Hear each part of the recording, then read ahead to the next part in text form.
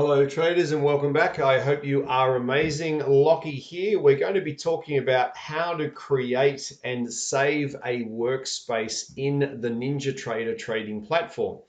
Now guys, what we're going to do is we're going to also talk about in this video, how do I create a larger chart? Now you note guys, as we move through this video in series, you look behind and you say, well Lockie, you've got your 5-minute chart on the right hand side. Yes, because it's the primary execution chart. You've also got this 60-minute chart on the left, guys, and you've got this 15-minute chart on the bottom left. How is it that those charts were created? So what we'll do, ladies and gents, what we'll do is we'll basically go and mimic this workspace perfectly. What I'm going to do is I'm going to move my brand new 5-minute chart. Okay, just for the purpose of explanation, we're going to move that 5-minute chart. We're going to put it over the top of our existing chart.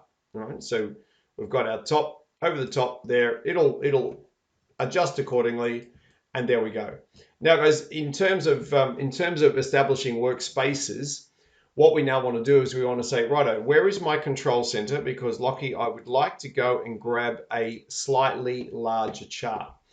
So we come here, guys. We go to New, and we go to Chart. All right. So same process again. This time our NASDAQ is going to be in our instrument list because we've already established our instrument list in previous videos. So we push the NQ, and to create a 15-minute chart, it's like we've got in the bottom left-hand corner, all I'm going to do, guys, is literally write 15. Now, if I do this process, all of the other settings can remain exactly the same. What I will do is, once again, I'll end up with a blank chart in the background. Okay, that looks like this. Okay, we'll shrink that down a little bit to make sure it fits on the screen.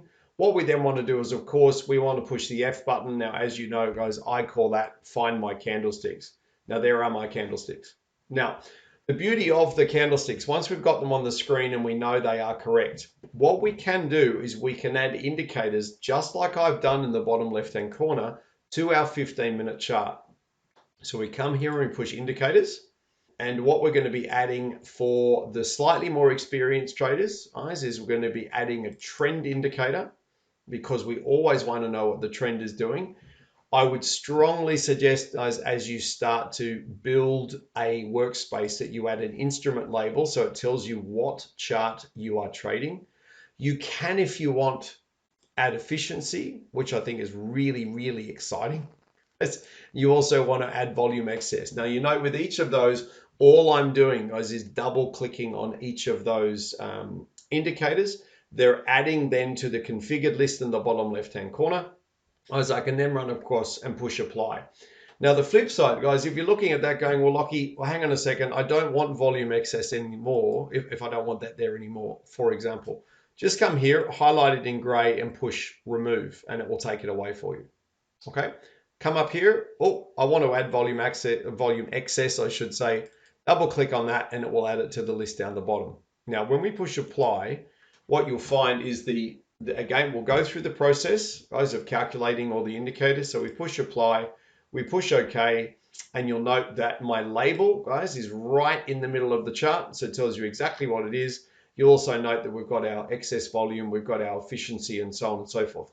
Now, in later chapters, we're going to learn about how to read these indicators in order to maximize your profit as a trader.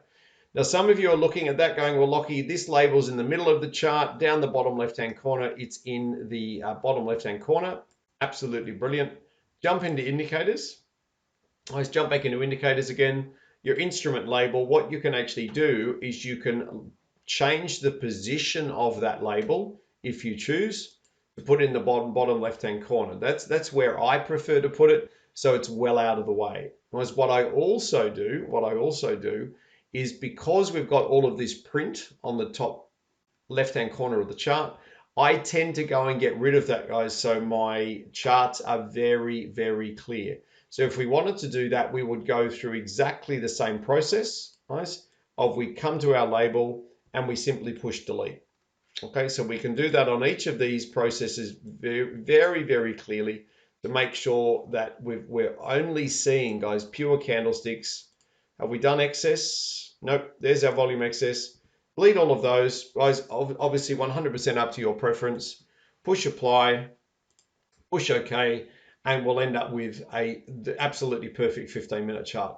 Now, all we do, guys, is we then go and copy that process for the 60-minute chart. We copy that process also for the 4-hour chart, otherwise known as the 240-minute chart. And we also do that for the 1440-minute chart as well. We don't use a daily chart. We use a 1440-minute chart because it is far more accurate. Now, guys, in these videos, I promised that we would do some little cheats and similar things. There are a couple of cheats that you can use. Guys, and let's say you said, Lockie, I want to go and have a look at the 4-hour chart, but I don't want to go through the process of going and loading, and going through that process you've just done. What you can do is you can click, guys, you can click if you want on your 15-minute chart and literally write 240M, which says, I would like to go and look at the 240-minute chart with all of those extant indicators in place. So if I literally left click on my chart, write 240M and then push enter, what you'll find is the chart does some thinking and then basically says, boom, there is your 240-minute chart. Now, if you do that, guys, if you do that and you've got a very, very small amount of days loaded, what you'll find is your indicator effectively stops working. So if you want to fix that, if you're like, okay, well, Lockie, I want to see what the MDI was doing a little bit later on, all you do is you go back into data series and you load slightly more days. So let's say that's a 4-hour chart, Lockie. I would like to load 10 days. Let's go 20 days worth of data and we'll see if it changes the indicators in the background. See if it rebuilds that trend indicator for us. Okay, now the moment we do that, what can we see? There is our trend indicator. Now, naturally, guys, we've got all of these signals on larger charts. Larger chart signals, just be a little bit careful. Larger chart signals do offer you the potential for far larger profit. There is no doubt about that. But if you are going to be trading larger charts, guys, got to be very, very careful that you take into account the larger chart risk as well. Now, if I do want to go back to a 15-minute chart, it's very, very simple to do. I literally left click on my chart, write 15M, push enter, and that will take me back to the 15-minute chart. All the indicators will load, and guys, we're back to where we were again. Now, question being, once we've built all of our charts, what I'm going to do is I'm going to delete that one. Okay, I'm going to delete our duplicate 5-minute chart just there. How do I save my workspace? Now, the whole purpose of saving a workspace is if I do want to come back into NinjaTrader and I want all of my charts to open up exactly as they are right now, very, very easy to do. What we come up here, guys, we come back up to our control center and we see there's this little workspaces button. Okay, as soon as I push workspace, at the moment, you can see this little green folder. That little green folder is the workspace that I currently have active, right? There is my European Open moderation workspace. So if I was to click, for example, on this one, which we're not going to do at this point in time, if I was going to click on that, you'd find that all of these charts we're currently working on would disappear and it would load all of the charts I use for the European Open live trading room. So instead of doing that, ladies and gents, what we're going to do is when you first go through this process, you're going to have a workspace called Untitled. Now, at this point in time, if you were to go to the Untitled, you'll have exactly the same options I've got if I come to my active workspace here, which is called Save, Save As, Close, or Remove. Now, what we're going to do, I'll go through that process and we'll say I'm going to Save As. Now, I've got a number that I've already set up here, guys, but very, very simple to go through the process. We're going to come down to the bottom. We're not going to call it Untitled 2. What we're going to do, let's call it Euro Open. Now, if you're a NASDAQ trader, you could call it NQ, European NQ Workspace. All right, so we type that in down the bottom there, Euro Open NQ Workspace.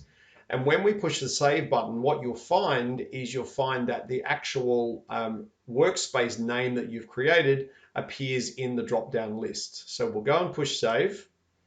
And what you'll find in the workspaces is you'll now have that option available to you. Now, what this does mean is when you come into NinjaTrader for the next time, you can come into NinjaTrader and you can actually open the workspace and it's going to present the workspace exactly as you had saved. Now, in saying that, guys, there are a couple of little errors that you can make on the way out of NinjaTrader and accidentally delete that workspace, which is definitely what you don't want to do. So in the next video, guys, we're going to be talking about how to safely get out of this workspace to make sure you accidentally don't delete all of your hard work. So in saying that, let's move on to the next video.